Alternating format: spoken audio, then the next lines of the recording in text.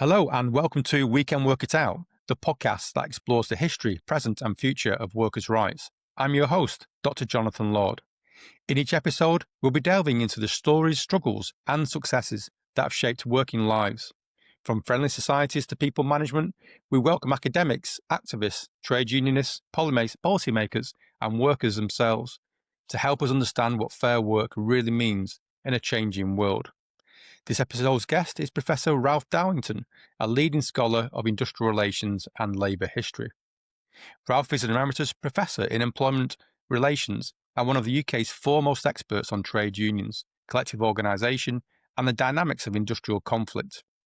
Over the years, his work has illuminated the ways in which workers have organised, resisted, and negotiated power within the workplace, from the great strikes of the early 20th century to the challenges of organising in the contemporary economy. Ralph has co-authored and edited 7 books, as well as presented research papers at over 90 conferences around the world. His book, Labour Revolt in Britain, 1910-14, published by Pluto Press, offers a compelling account of one of the most turbulent periods in British labour history, a time when miners, dockers, railway workers and others rose up in unprecedented waves of militancy, reshaping both the trade union movement and the state's response to industrial unrest. In this episode, we explore what those years can teach us about the nature of collective struggle, leadership and solidarity, and what echoes they have in today's world of precarious work, digital activism and renewed debates over workers' rights. Professor Ralph Darlington, welcome to We Can Work It Out. Thanks, Jonathan. Great to be here with you. Yeah, thank you very much. So can you tell us more about yourself and how you became a really leading scholar in industrial relations and labour history? Well, I think when I sort of left school, which was in the early 1970s, I mean, the world was I say the world, probably Britain and certainly Western Europe was quite a radical period. I'm sure your listeners will be familiar with the fact that this was the period of the attempt to end the war in Vietnam. It was the onset of the women's liberation movement, gay liberation movement, Black Power sort of movements. There were lots of protests. School children were taking strike action across the country, and of course the trade unions were at one of the most powerful sort of periods of their history. In 1972, the miners and the dockers had inflicted really severe defeats on the Conservative government. And then in 1974, a second miners' strike brought down that government, brought Labour into office. So the whole period was quite a radical period. And that had quite a bit of an influence on me. And I worked for quite a number of years in the post office. I worked in one of the largest sorting offices in London, in the West End. And I sort of cut my teeth on industrial relations and trade unionism by becoming active. I was elected as a shop steward, as a rep, and went to regular sort of meetings and so on, and became involved in representing individual and groups of workers for various grievances. I was involved in negotiations with management on a whole number of occasions. We had quite a few disputes, one or two that I was involved in leading, drivers' disputes and so on. I became editor of the sort of bulletin, the union bulletin that was produced during the period. And I got active within the union more broadly. I used to go to union conferences and so on and so forth. So I learned quite a lot about industrial relations and trade unionism. And, from there it continued. And when I went back to education, I did a social science degree in Liverpool and then just progressed to a master's and a PhD at Warwick. And at Warwick, I studied at the very famous sort of industrial relations research unit with a formidable group of academics and researchers who, were fantastically sort of helpful and influential on my development. And I really took it from there. Industrial relations, the nature of work and of contestation at work was something which, by now I'd got a lot of personal direct experience of, but I also had some sort of understanding academically. And I thought this was a sort of career path that I was interested in exploring. And so from there, I got a job at Salford University. I was there for about 27 years, I think, and progressed from there with lots of research. Um, my research was basically on both contemporary industrial relations and trade unionism, but also always with a historical edge, because I always took the view that you couldn't just take a snapshot of the present without appreciating what had gone before. And so, looking at the reel of film to me was important. And so I've always combined those two dimensions, although in more recent years, the emphasis has shifted much more to historical inquiry. Okay, good stuff. You have got a really interesting background. I didn't know you worked at the post office in London. I didn't know that. I knew you'd Yeah, done yeah. different things, but I didn't know that. Oh, okay. So your book, Ralph, it's a fantastic book, really heavily researched. You can see you've really spent a lot of time on this, and it's a fascinating read. Your book examines the period 1910 to 14, which was really an unprecedented time, really, in industrial unrest in Britain. Can you tell us why you made this period why it was so kind of distinctive in terms of labour activism? Why was it such a time period for that? Obviously, in studying on trade unionism and so on, I was familiar with the fact that there had been this period of time, the 4 or 5 years leading up to the First World War, 1910 to 1914, was a tumultuous period. But it occurred to me, although quite a lot of people had written about it, there was no one single book that had explored this. And it seemed to me that here was a very, very significant period of time in the history of the British labour movement, which really needed rediscovering and examining in much more richer detail than hitherto. And so this is what I did. And I think it's what attracted me. There's a whole number of things which I found sort of intriguing about it. It was undoubtedly one of the most sustained and dramatic and violent explosions of industrial militancy and social conflict that the country's ever experienced. And it's ironic because it came after about 20 years of relative quiescence in strike activity, and all of a sudden this unanticipated eruption that spreads on a scale which was well in excess of anything that had previously come before. And rather ironically, by the time that Robert Tressel's very celebrated classic novel, The Ragged-Trousered Philanthropists, had been published in 1914, 3 years after the author's death. Its depiction of the apparent weakness, the apathy of the exploited workers in which he portrays. He does so beautifully, but actually, really, this had been superseded by the actuality of an explosion of self-confidence and militancy by workers that suddenly thrust themselves into the centre of Britain's social and political life. And so, this is what I wanted to explore. And it was just for the benefit of listeners, it was a strike wave which involved a number of large-scale disputes in strategically important industries, but it involved literally about 4,600 strikes right across the whole nature of the workforce, very many different industries. And basically people were fighting, obviously, for better wages, better working conditions, but also often for the rights of trade union organisation.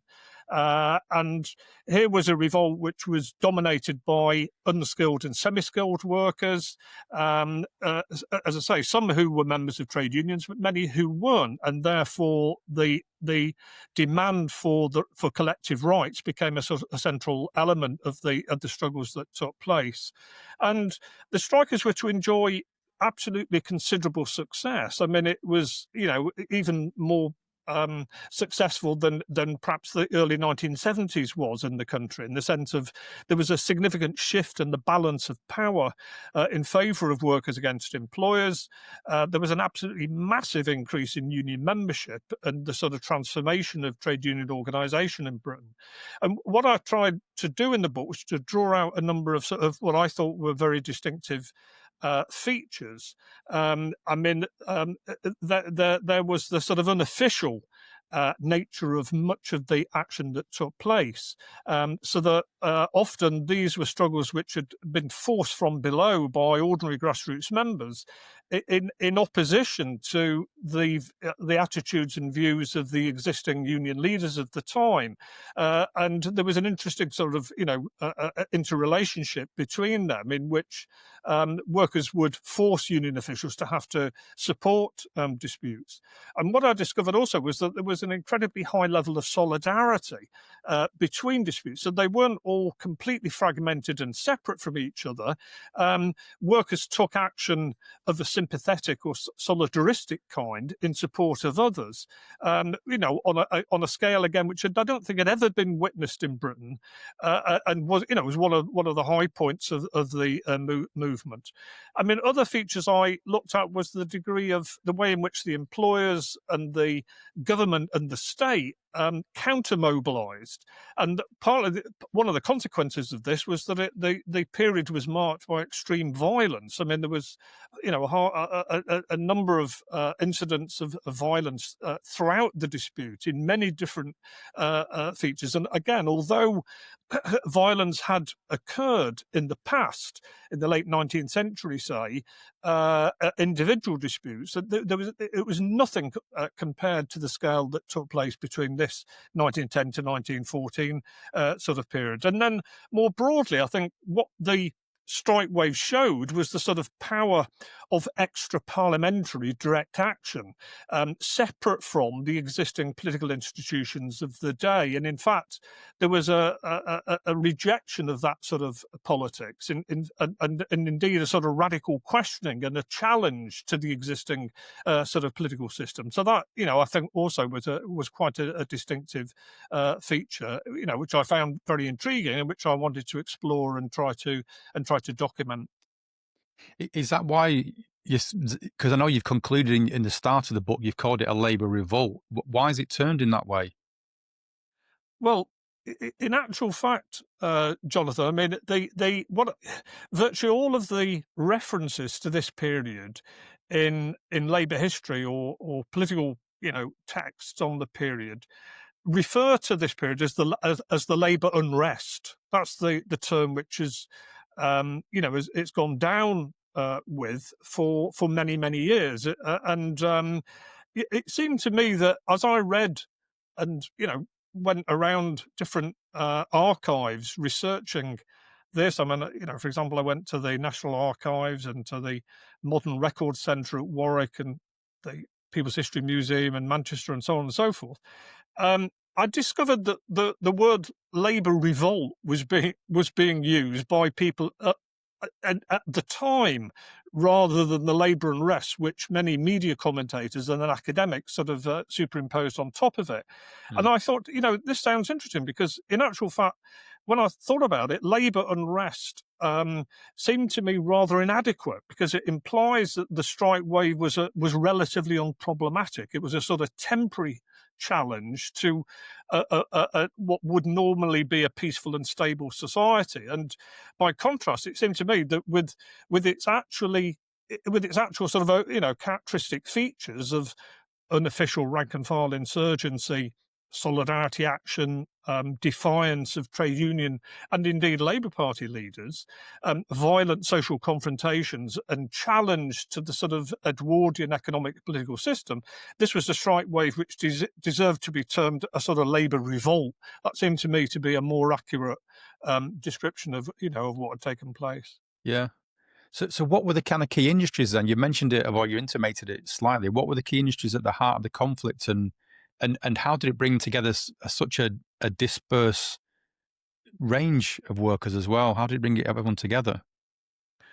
Well, I mean, what had occurred, if we just go back slightly, because in the late 1880s, well, from the period of about 1889 to 91, there was a major strike wave in Britain. Probably the first major strike wave, the new unionist strike wave, as it became known. This was a strike which was a strike wave kicked off basically by the Match Girls Bryant and May strike of young women workers and girls demanding better conditions and the rights of union organisation. And then there was a London dock strike involving 100,000 workers and so on. And then many other industries, joined into the battle. Actually, from about 1891 onwards, right through up until 1910, there, partly because of a counter revolt, by employers and the government, and partly because of changes in the nature of the economy and so on, there'd been a complete lull. There'd been a very quiet period in industrial relations. Very little, relatively very little conflict took place. So what occurred from 1910 onwards, I think, was precipitated, by a variety of factors. I mean, clearly there was the decline in the value of purchasing power, of wages, was a major sort of underlying factor. But at the same time, underlying that were a whole series of other grievances to do with the nature of work, the intensity of work, managerial control over the nature of work, and also a disaffection with the existing leaders of the labour movement, of the trade unions, union officials who often appeared to be indifferent to the fact that the conditions at work were becoming more harsh, and to a Labour Party which had only been newly formed in 1903, or 1900 if you want to go back, and who seemed fairly ineffective as well. So I think these more sort of material, but also broader underlying sort of features help to explain its generalized nature, in which many different industries were to become involved. But in terms of some of the key industries, well, I mean, obviously the miners were a crucial linchpin. I mean, there were over 1 million miners in 1911 when they went on strike. I mean, if you were to compare that with the 1984-5 miners' strike, in the Arthur Scargill days, I mean, there were 200,000 miners. So, you can imagine the significance of mining across the country and mining communities that would live around it. It was a phenomenally significant thing. And miners were generally quite a combative, relative combative group of workers. The other major group were transport workers, or sort of waterfront workers. So obviously there was the dockers, and there were large numbers of ports across the country, obviously in Liverpool and London, Hull, Cardiff, and so forth, employing many thousands of workers. And there were the dockers, there were the stevedores, and then there were numerous other groups of workers who serviced the docks, like carters and so on and so forth, tugboatmen.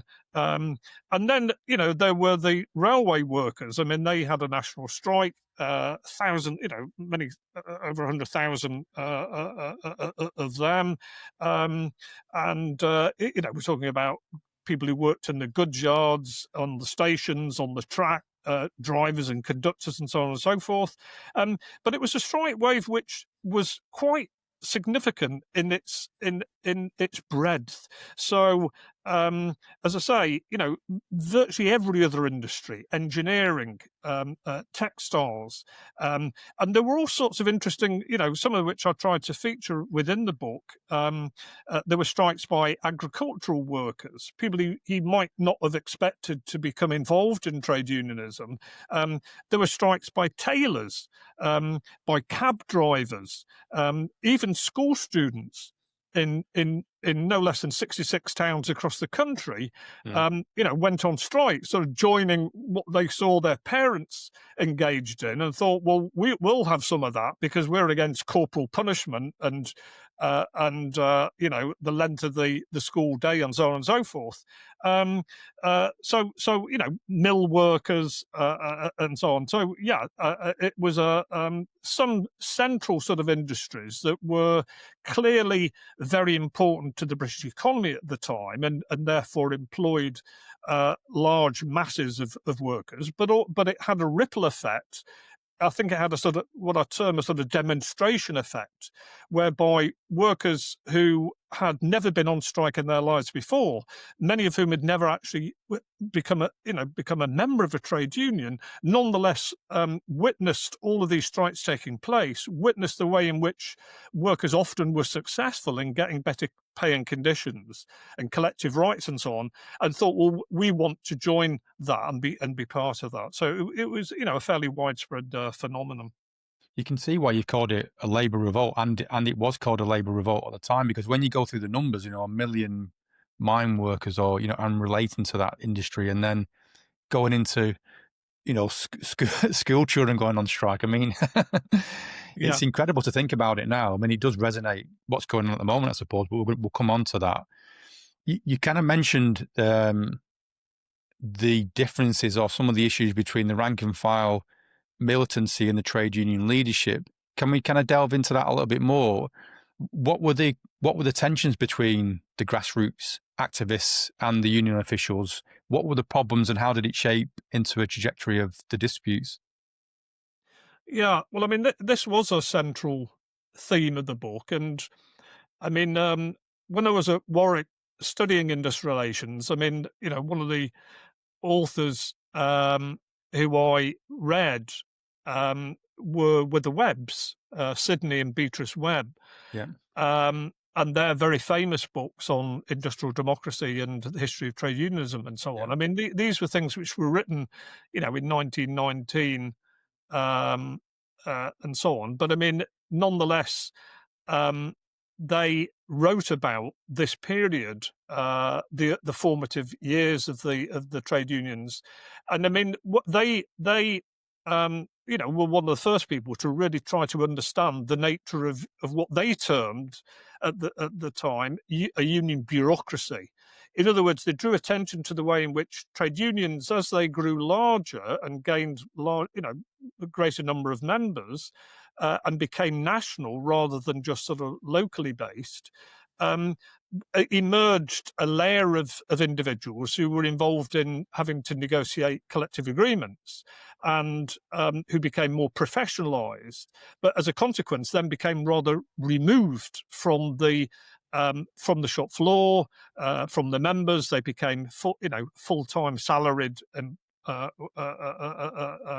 members of the union, and that they, as a consequence of this, tended to spend a lot of their time with employers or with government officials. They moved in different social circles. Their salaries were, a cut above what the members that they were representing, and so on, and they therefore became rather more cautious, more moderate, more conservative, if you like, and less likely to be willing to utilize a strike tactic than their members or they themselves might previously have been to. So with that, I had that as a sort of useful thing to have a think about, and what I saw within this period of 1910 to 1914 is that, yes, indeed, this became a very important point. I mean, in the years leading up to it, there had been the growth of sort of conciliation and arbitration procedures that had been introduced at the end of the 19th century. These were sort of mechanisms designed to try to, channel discontent into negotiable forms. And sometimes employers didn't want trade unions to do that, but they were prepared to have sort of so-called independent mechanisms of that kind. But often trade union officials were represented on these boards, and a whole layer of jobs opened up, again with union officials taking part of this. And I think what I saw develop is the way that,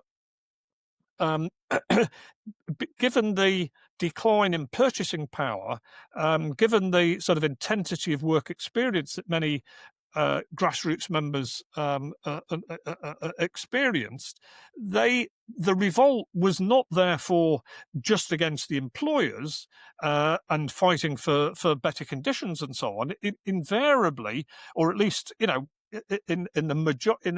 large majority of cases, rank and file workers found themselves clashing with their own national union leaders, and therefore what I looked at is the way that action often took place independently of these officials whose sort of perceived unresponsiveness to workers' discontents, their advocacy of compromise and moderation and so on was something which was often rejected by workers in favour of more militant organisation and action from below. And indeed, what sort of most disturbed employers was the failure of these union officials to sort of channel industrial grievances through the what they regarded as the more acceptable institutions of collective bargaining, conciliation, and so on. And the government's leading advisor on industrial relations, a guy called George Asquith, who wrote a series of cabinet papers, papers for the cabinet, which I looked at when I went down to the National Archives. He warned that this sort of older generation of conciliatory union leaders were no longer able to maintain their authority. And he said something to the effect of, often there's more difference between the men and their leaders than there was between the latter and the employers. And I think it's in this atmosphere that, direct action becomes the day, a spirit of revolt against the employers, but also in terms of union officials. And what I tried to draw out was a sort of interplay between the two, the way that which, on the one hand, many union leaders were sort of emphatically opposed to strike action, and they did what they could to try to stymie it, albeit not always successfully. And of course, many union officials viewed strikes as being undesirable because they were perceived as sort of undermining the more stable relationship with employers, which they were trying to make agreements with, and so on. On the other hand, because of the sheer sort of pressure from below, this had the effect of pushing some of these national union officials against their natural inclinations to support and sometimes even to call official strikes themselves and to articulate their members' demands. I mean, they obviously feared that if they didn't do this, they'd lose their influence and legitimacy amongst workers.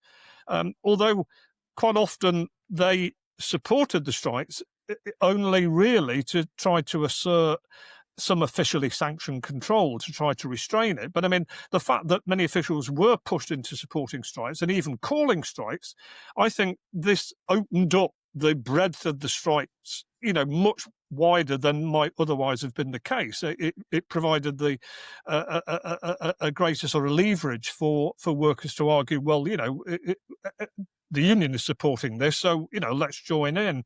I mean, having said that, there were some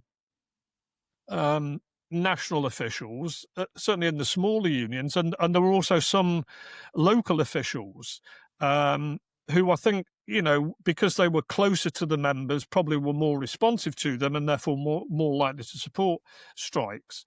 So I tried to give due attention to their role. I think in general, though, there's no doubt that union officials at a national level were often able to, whether they'd been pushed into it or were leading it, they often agreed settlements that fell short of rank and file workers' original demands and aspirations, and by issuing instructions to go back to return to work and so on and so forth, and therefore they often acted as a sort of as a brake on the membership militancy, not always successfully, but in general, this was one of the factors which helped to explain why this revolt didn't go any further than it did. Do you think, because you talked about the shift from craft unions to what we would call new model unions, do you think it was inevitable? I'm thinking, because I've stumbled across the iron rule of the oligarch theory. And, once people get to the top of an organization or an organization gets powerful, they do tend to kind of forget about why they were created and what their role and remit was. Do you think it was inevitable that was going to happen eventually when these new unions really came into force, more bureaucratic, more centralized? Do you think it was inevitable that would happen eventually? Yeah, probably. Yes, I do. I mean, bureaucracy is not a phenomena peculiar to trade unionism. Mm. I mean, Robert Michels, very famously, wrote about the elite, bureaucratic elite, that he saw bureaucracy as being a phenomena um, of the late 19th, early 20th century, which was prevalent in virtually all organisations, in all political parties, as well as trade unions. And within organisations, and organisational behaviour, organisational theory, it recognises its hierarchical, centralised sort of nature. So, yeah, I think and of course, unions were getting larger and larger. And this was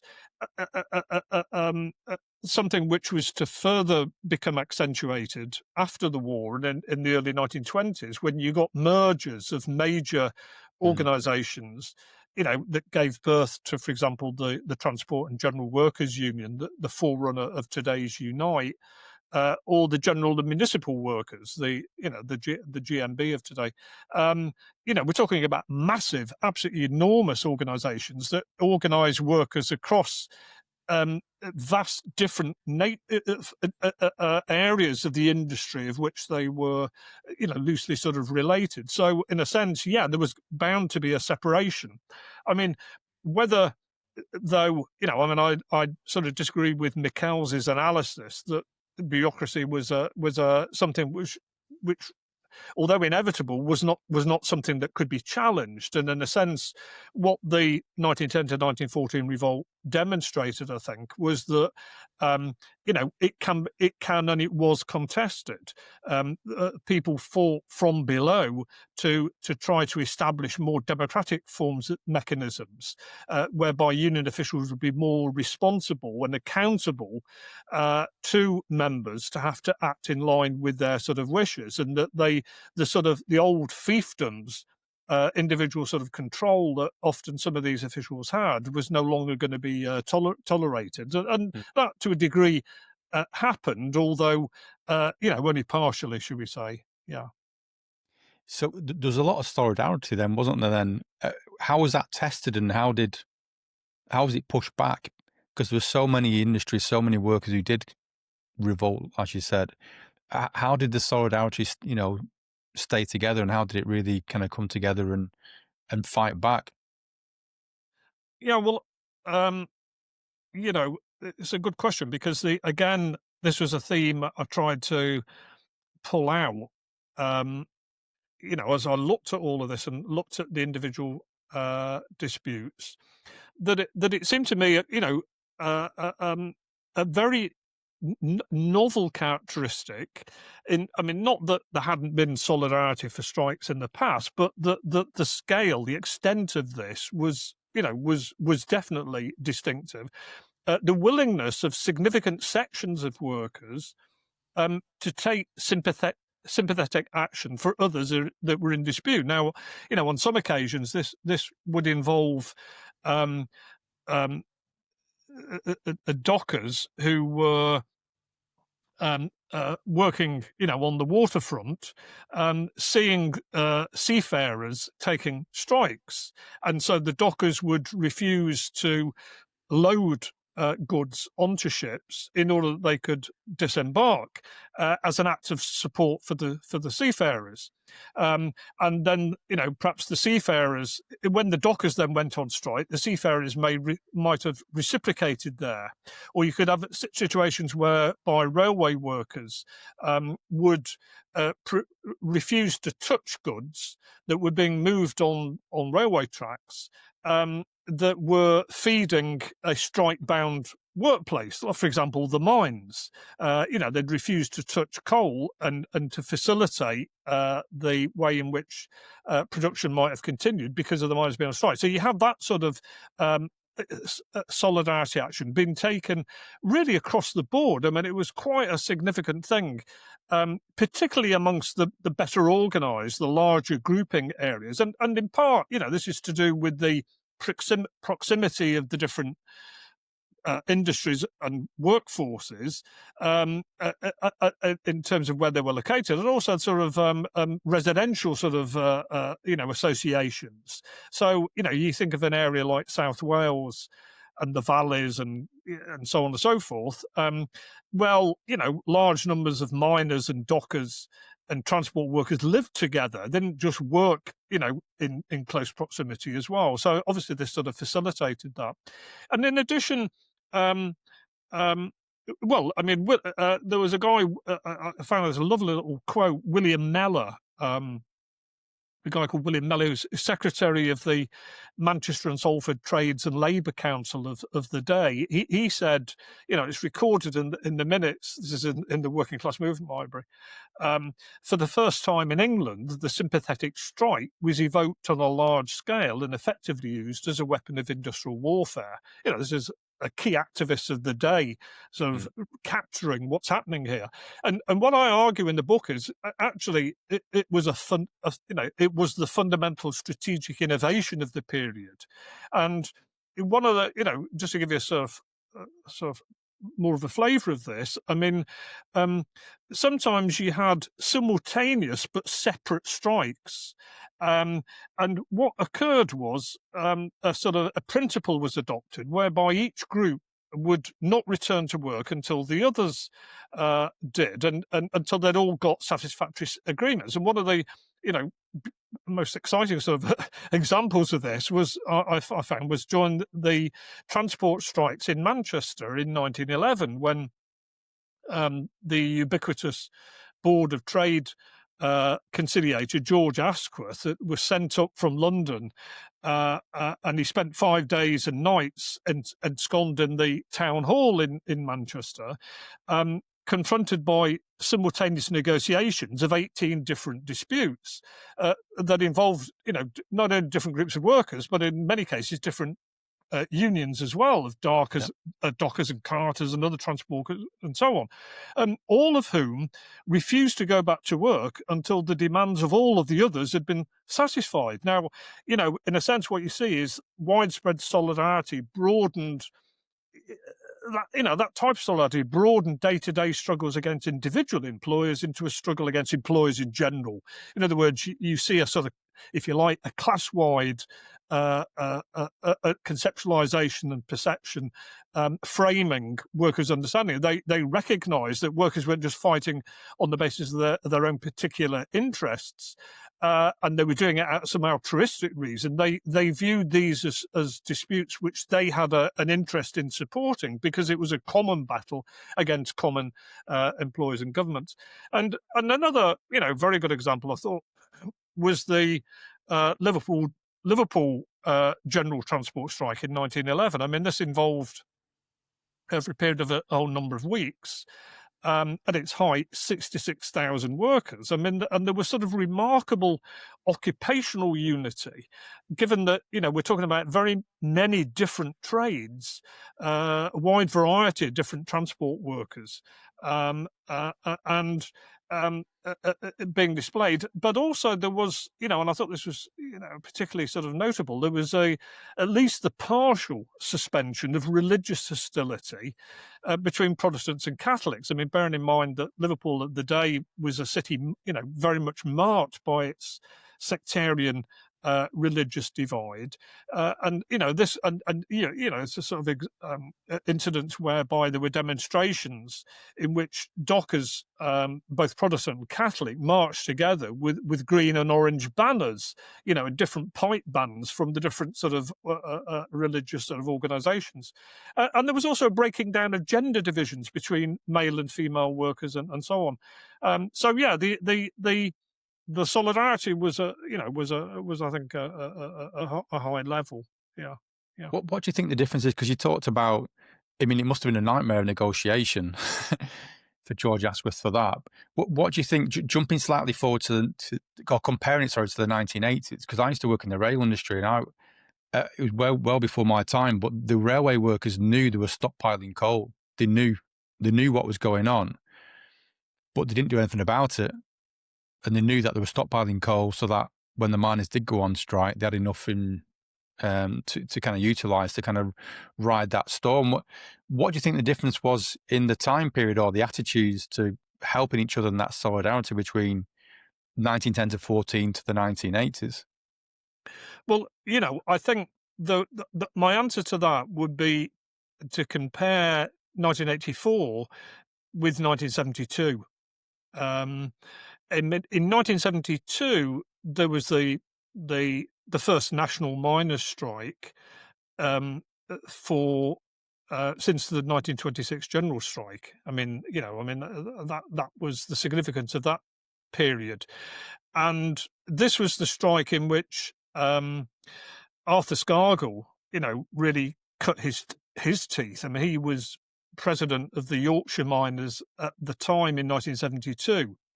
And what Scargill, he wasn't the only person who did this, but he did it in fairly spectacular fashion, was recognise that the miners being on strike is one thing. Obviously they've got a lot of industrial clout, of leverage, but the problem was the movement of coal, and also the ability of the economy to operate in terms of other forms of fuel, like gas, electricity, and so on.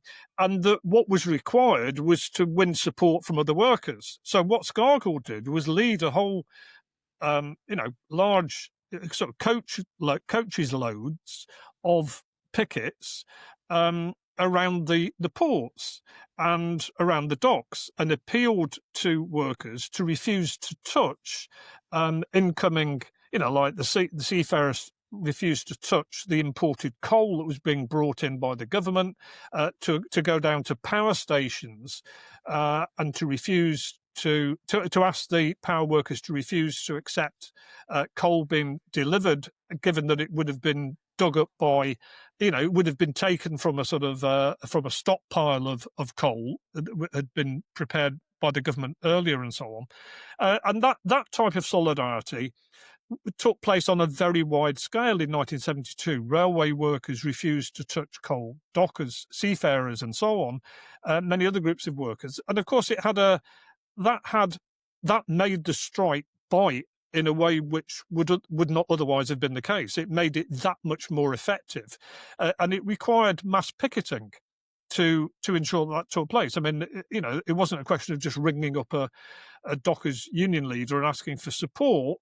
What Scargill did was lead miners, grassroots miners, and go up to the power stations, go to the railway depots, go around the shipyards and so on, and directly appeal to workers and utilise picketing as a means of, sort of visual display and also pressure to convince workers that, as trade unionists, they had a duty to support workers. And so that's why the 1972 strike was so spectacularly successful, with power cuts in which the government were forced to retreat. And the miners won a spectacular victory. Now, if you compare that with 1984, it's not that the miners didn't recognise the need for that type of solidarity action, or indeed attempt to seek it. I think the difference was that in 1972, there was a much more powerful sort of grassroots rank and file movement, and the movement was more confident. The organisation, this shop steward sort of organisation, was very, very powerful, quite independent, able to take action independently of national union officials, whether they were supportive or not of this type of action. And often they weren't, because they feared its more general and political consequences. By the time of the early 1980s, that type of organisation had been considerably eroded. We were into the first few years of the Thatcher Conservative government. Legislation had been brought in to make that type of solid action more problematic, if not illegal. And union leaders were particularly hostile to that type of action, and they tried to get round it in other ways at steel plants and so on and so forth. So I think that was the difference. And, rolling back to 1910 to 1914, when a movement has the momentum and is on the up and is feeling confident, then I suppose anything is possible. When you're in a more difficult situation, then you hesitate. I suppose that was the difference. Yeah. One of your most interesting aspects of your book for me was the role of women, because I think, and you do mention it in your book, I think it doesn't get recognised as much as it should do, really, in literature around the role of women in disputes, especially in the late 1800s, early 1900s. How significant do you think women were in this Labour Revolt in this time period? They were very, very significant indeed, and I discovered that very early on, and I was cognizant of the fact that very few accounts previously produced by historians had really explored this in any detail whatsoever. I mean, there was the odd individual dispute, but there was no real attempt to look at this as a particular contributory factor. And I spent quite a bit of time and effort in trying to do this. And it was clear that women workers played a very active role within a number of stoppages, and with young women and girls often the sort of driving force.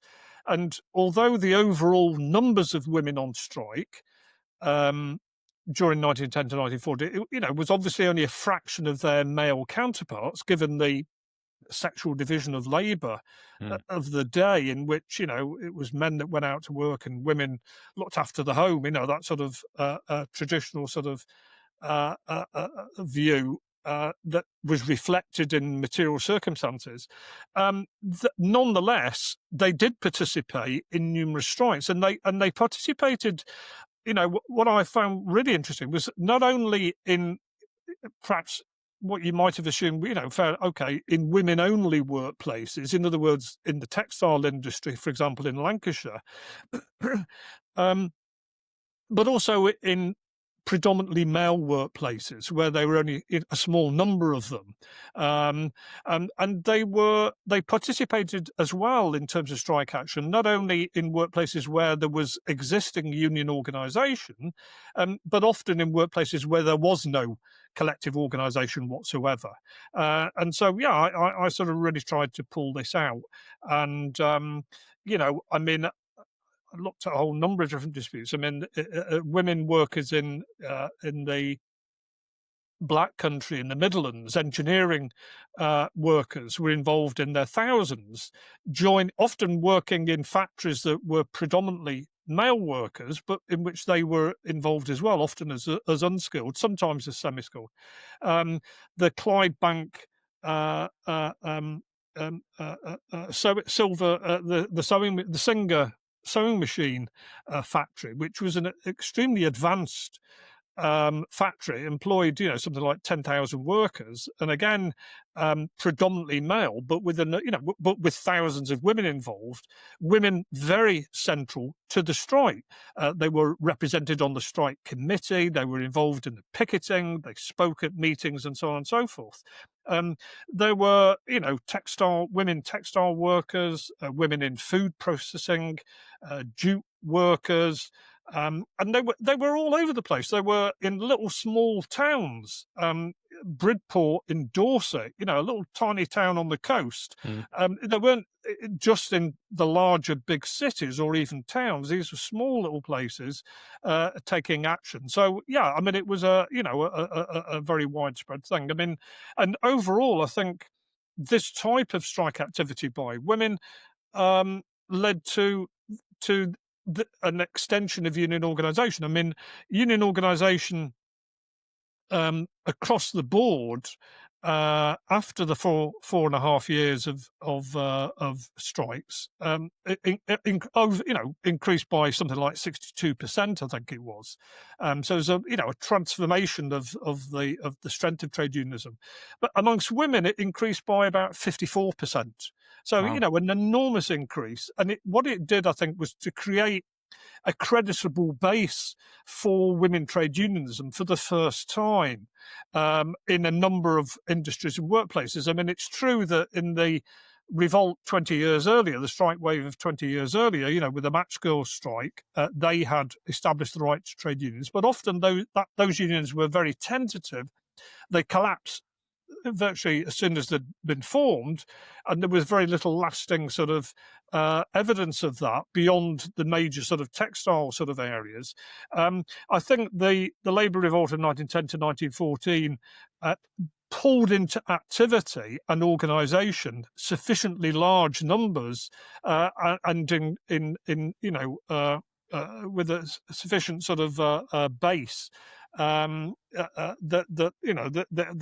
it could survive into the First World War and so on. And another another area which I looked at, and I had a sort of broader picture here, as well as the sort of industries and the strikes, was the way in which it was clear that women strikers appear to have been influenced and emboldened not only by the growing industrial militancy in which their sort of male counterparts were involved, but also by the militant women's suffrage movement of the day. They were trying to you'll be familiar with trying to force the government to grant women the vote, and this involved the suffragettes in dramatic forms of so-called deeds, not words, direct action, and this encompassed physical attacks on ministers and the Liberal government. They blew up letterboxes. There were arson attempts around various government buildings and so on. And what I think was occurring was a sort of an overall weakening of traditional respect for law and order and constitutional behaviour, which not only actually characterised the suffrage movement of the time, but actually could be said to characterise the labour struggles of the period. And what I saw was the way in which many women's strikes were very assertive. They were very aggressive. They were actually quite violent. And so, one example to pluck out was in the 1913 Bliss Tweed Mill strike in Chipping Norton. Hardly the bastion of militancy today, I don't think. But and this was where one of the women strikers, she was found guilty of assault on a strike breaker, and she was sentenced to 14 days in prison. Well, I mean, when I looked at the local newspapers, and you get these incredible sort of reports written by, a journalist in Chipping Norton, it tells you that on her release, she's met by 1,000 jubilant supporters who present her with a silver teapot inscribed to commemorate the occasion, and she's then paraded through the streets in a wagon which is pulled by the strikers, accompanied by a brass band, and she's greeted at a packed meeting at the town hall. Now, something's telling you here that these women are to be championed, even though they may have engaged in such sort of violent action. And then I think more broadly, what I also tried to pull out was the way in which, during the course of many of the strikes that involved just the male workers, obviously miners, it was virtually exclusively, I think, male workforce. Nonetheless, and there were other obviously industries in which the strikers were predominantly male, but there was a culture of community solidarity and self-defense that saw the wives, the girlfriends, the sisters of those who were directly involved participating in huge numbers, going on a solidarity demonstration or trying to raise some financial support and arrange for the collection and distribution of food and so on to sustain a strike, which might be lasting for a few weeks. But they were involved in picketing. They were involved in in confrontations with the police and the soldiers and so on. And I think this was really sort of interesting. And just a final point on this is the way in which I think occasionally, I could find evidence of the way in which the link between the Labour Revolt and the suffrage revolt became explicit. So, taking the example of this strike in Bridport, um, again, the local paper reports the way in which women strikers marched through the streets of the town, singing the suffragette anthem shoulder to shoulder. So it's clear that they saw what the suffragettes were doing was related to their fight for better conditions. And at a rally in Southwark Park in London for women strikers in Bermondsey, when one of the suffragette leaders got up to speak, there's these sort of cries of good old suffragette coming out. So, again, it was clear in at least some ways that there were links being made here.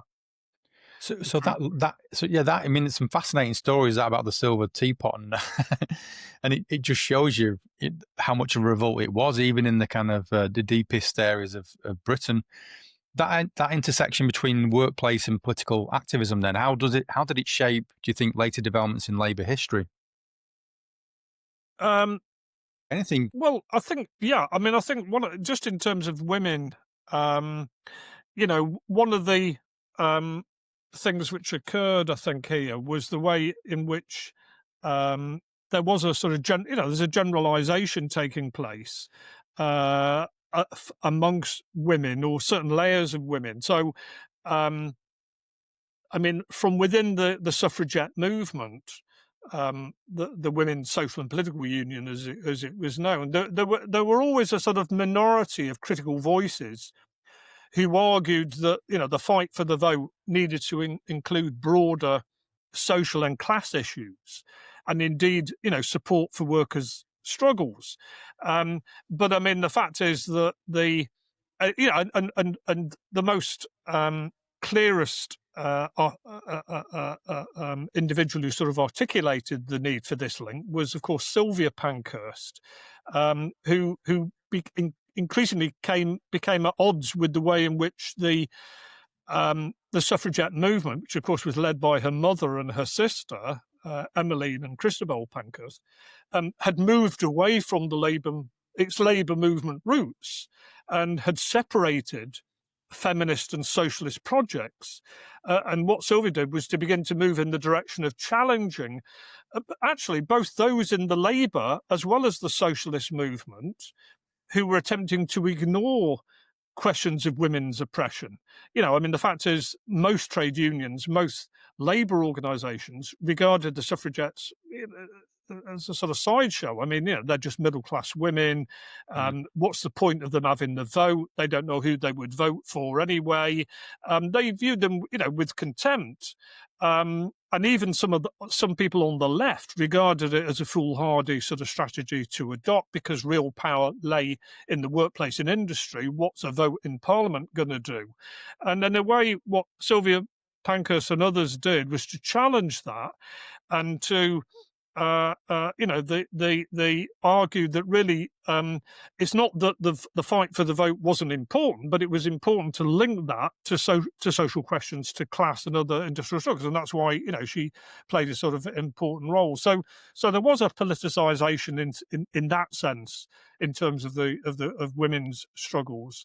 I wouldn't want to over exaggerate it, but I mean, for example, in the East End of London, Sylvia Pankhurst broke away from a mother and sister and formed an East London federation of suffragettes, and they played a very important role in building support for workers' struggles. Some of the miners' wives and so on had been involved in strikes, were involved in that. Yeah. The government have got a history of responding to collectivism in a certain way. You can go from the Tolpuddle Martyrs to the Taft Vale Judgment to the legislation in the 1980s. In this time period, 1910 to 14, how did the state respond to this wave of industrial unrest? Well, they weren't too enamoured with it, should we say. I mean, interestingly as well, just as a side, before I come to that, I mean, the employers themselves, um, what struck me is that there were exceptions to this, but by and large, employers repeatedly adopted a very obdurate stance towards worker strike demands. They refused to compromise. And what they did was often attempt to actually starve workers into submission. And I mean that literally, because I mean, in terms of poverty, because people were surviving on the daily wage. In the case of, dockers on a weekly wage, but in the case of dockers, even on given the casual nature of employment, on a daily sort of wage, starve them into submission by forcing long strikes. So refusing to make any deals after many, many weeks, if not months in some cases. Many employers locked out workers. So, workers would go on strike and then they would say, right, well, we're closing the gates entirely. Nobody's going to come back into work unless you come back on our terms. And those terms may be worse than when you went out demanding for better terms. They attempted to import replacement labour. So, invite strike breakers to take over the jobs that were otherwise being done, and indeed to invite strike breakers from different parts of the country to come down and take those sort of jobs, and then to demand police protection to ensure that they'd be able to get through the picket lines and into work and so on. So that was the way the employers did. Well, I mean, the government clearly, in general, supported the employers. They regarded what was taking place with complete distaste. Here were workers going, beyond the established mechanisms for machinery for disputes and engaging in strike action often before procedures had been duly followed in terms of the various stages of them, or anyway engaging in action where those procedures didn't exist, which was highly dangerous because it involved confrontations with employers, it broke down trust, it involved fights on picket lines between strikers and non-strikers. Often the police got involved and so on and so forth. So the Liberal government was highly antagonistic to this, as were the rest of the establishment of the country, and the local, the national press took a very dim view of all of this. And the Liberal government, the ministers in terms of the cabinet, they became, I think, increasingly alarmed when the threat was posed by sort of national strikes in some of these key strategic industries like mining and engineering and the docks and so on and so forth, because they saw that as being severely disruptive to the whole functioning of the economy. I mean, okay, a strike in Bridport, one can, whatever happens is going to happen. It's up to the employers and unions to try and sort it out.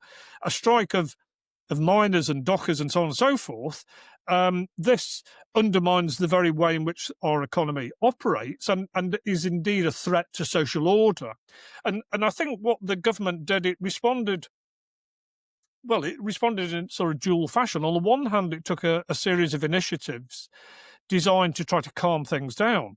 So I mentioned earlier the Board of Trade's Industrial Commissioner or sort of troubleshooter, George Asquith. I mean, he was the key figure, although there were a number of others who were sent out to try to assist the parties in negotiating settlements to end the disputes. And the Board of Trade, which is a major sort of state department, Labour department, were involved in trying to cultivate amicable relations with what they regarded as being responsible national trade union officials who might be able to help them contain and limit the conflict and so on. And so during this period, there was a considerable expansion in the number of conciliation and arbitration boards in different industries. As I'd mentioned, they'd already existed, but now they're pushed, with a lot of state support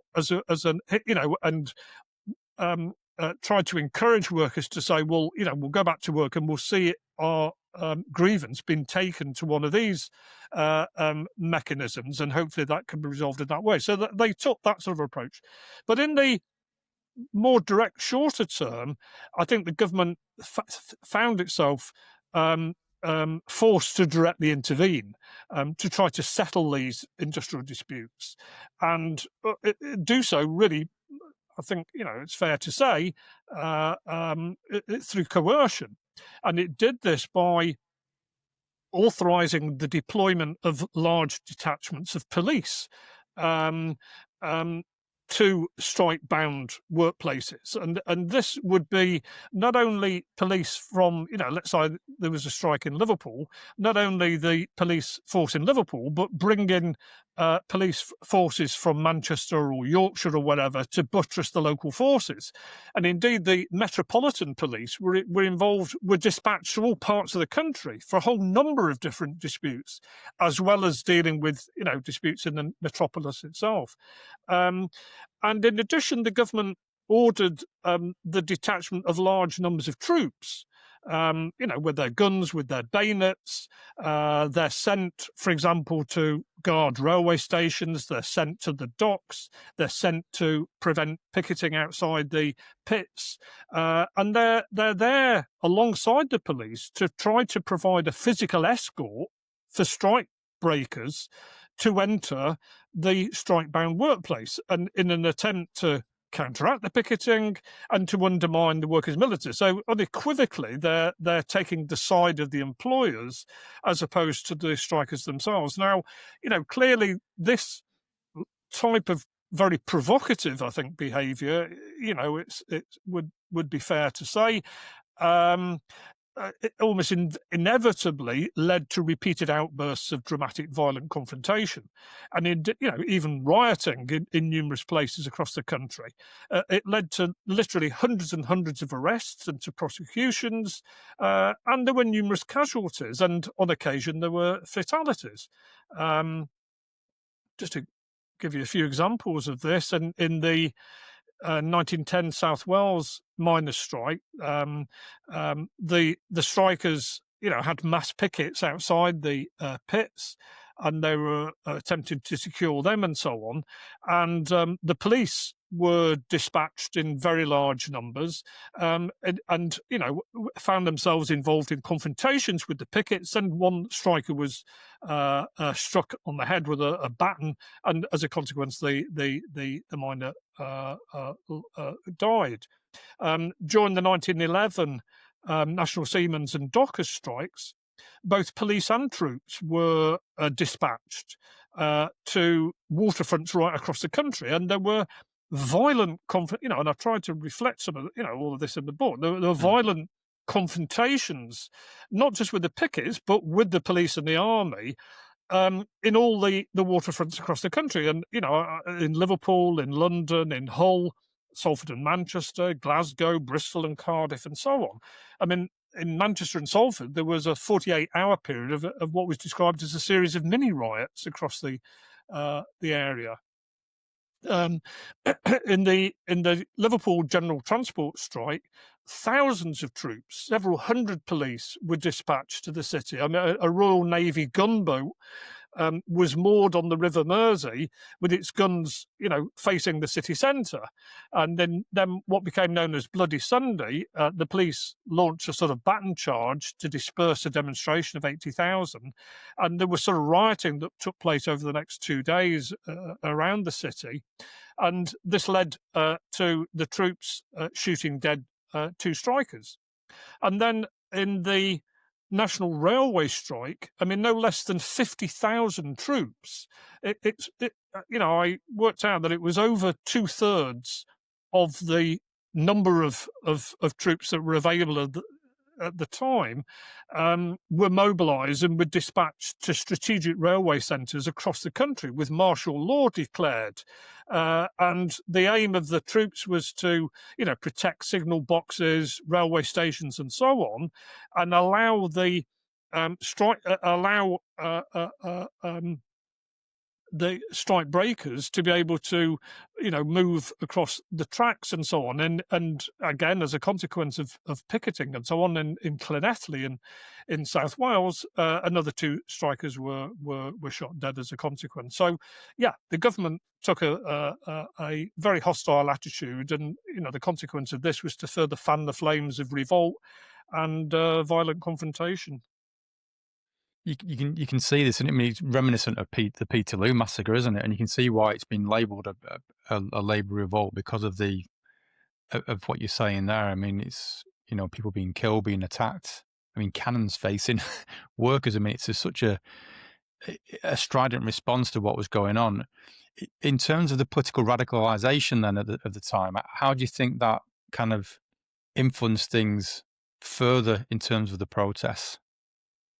Yeah, well, I mean, again, obviously, this is something I've tried to explore, the way in which, this wasn't just a revolt, an industrial revolt. It wasn't just a series of disparate, fragmented, um, individual sort of industrial strikes that happened to take place around a similar period of time, albeit stretched over about 4.5, 5 years.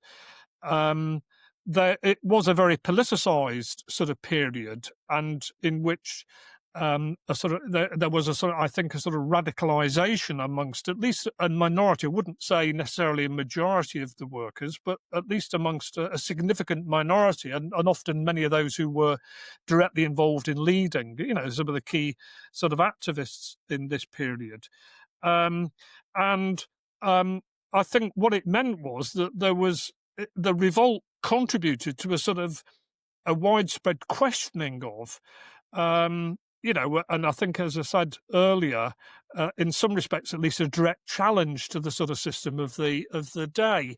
And I think the way I understood this is that, you see the way in which although workers are pursuing what appear to be fairly narrow issues, the issues of wages or working conditions, or even the rights of trade union organisation and recognition, the fact is that workers had considerable underlying grievances beyond that in terms of work intensification, the length of the working day, managerial control, and so on and so forth, as well as broader sort of social concerns, and they were confronted with very intransigent employers, with at best hesitant union leaders, with a very hostile government, with the defiance of magistrates, and with persistent violent clashes with the police and the troops.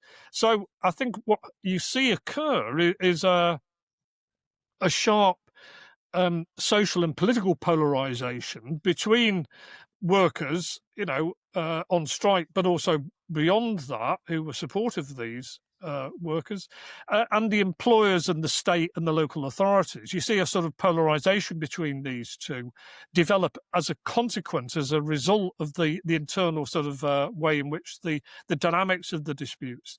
And then at the same time, I think, I think what became apparent is the way that many workers were also disaffected with parliamentary politics, with the sort of Liberal and Tory sort of governance that was apparent, in which only a fraction of the workforce were eligible to vote anyway, and of course, no woman was allowed to vote. But also disaffection with the functioning of the newly formed Labour Party in the House of Commons, who because they were a minority, basically tied themselves to the Liberals, and so they were effectively an adjunct to the Liberal government. And although they questioned and sometimes criticised individual policies of the Liberal government, they thought that their fortunes in the longer term were tied to being being credible, and therefore being not being supportive of the government of the day. And given that they were concerned anyway with notions of gradualism, of reform from above, of electoral sort of things, not with direct action and militancy and so on, they really were I think I say in the book that they were at best irrelevant, and at worst they were openly antagonistic to militant industrial struggle. Yes, there was the occasional resolution at a Labour Party conference saying, workers were hard done by and they needed to be supported.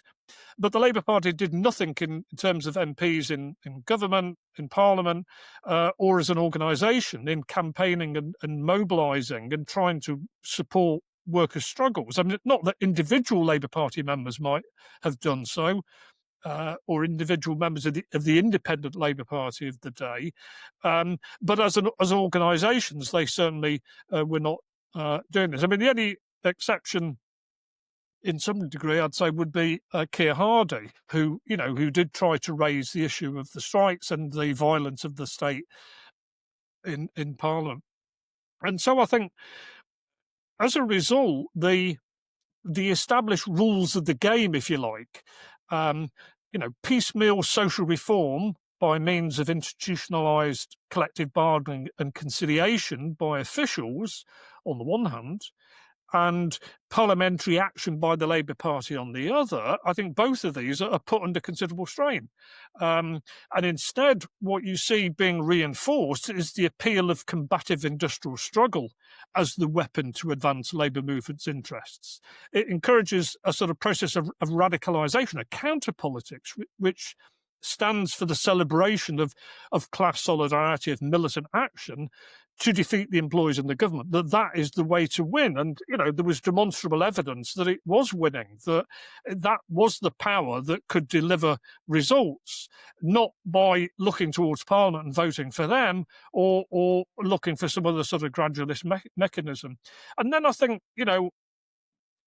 as we've already sort of explored to some extent, this was a workers' rebellion which took place within the broader context of the escalating civil disobedience, suffragette movement to force the government to give women the vote. So, and in addition to that, and I so briefly try to explore this, is that there was a battle for Irish independence from British imperialism, and indeed there was the threat of civil war in Ireland arising from a Home Rule Bill, which was being challenged by major elements of the British Army and by the Orange Order in the north of Ireland and by, the Conservatives in Parliament and so on and so forth. And so, the whole atmosphere of the time was very politicised, but also of an extra parliamentary kind. Everyone seemed to be adopting extra parliamentary tactics. So there was this wider challenge to the existing political system. And beyond that, I think there were, what I looked at and again tried to highlight was the way that there were elements. This wasn't a revolutionary period. There wasn't a revolution round the corner here. It wasn't on that scale, but there were elements that were inside the strikes capable, I think, of developing into a more coherent challenge to the very nature of the system. And I think undoubtedly one of the most remarkable features of the revolt was the way in which, certainly during a whole number of the transport strikes in different parts of the country, notably in Liverpool, strike committees established systems of permits. This was where employers were obliged to request the strike committee to allow them to move goods and supplies around the city in order to, get rid of their produce or whatever like that. It almost, they're literally having to beg, write letters to the strike committees to request. And I'm talking about big organisations, the post office, shipping companies, telegraph companies, and so on and so forth.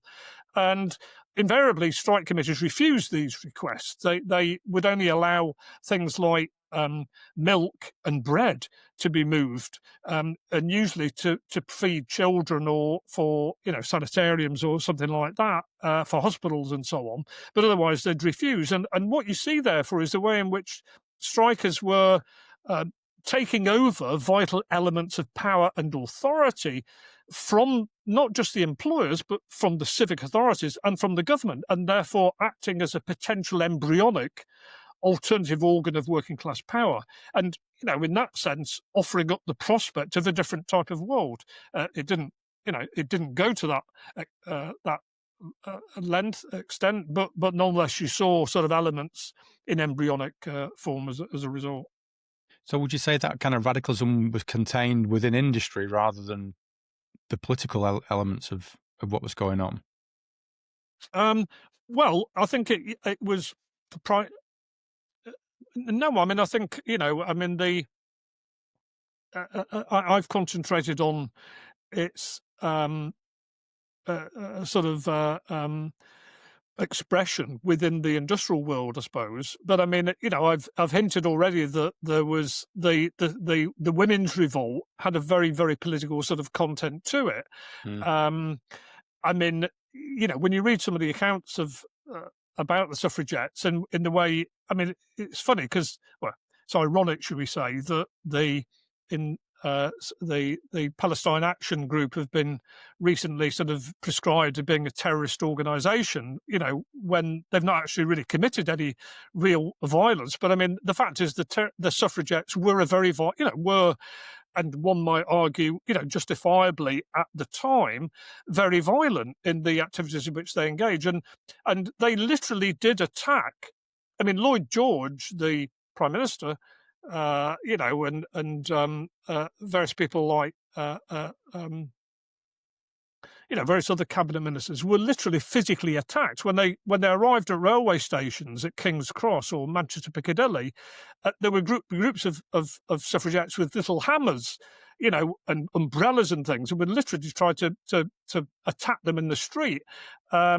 And so, and there was the antipathy towards the government, towards the government of the day and the political establishment, the political system. I think was clearly a sort of apparent.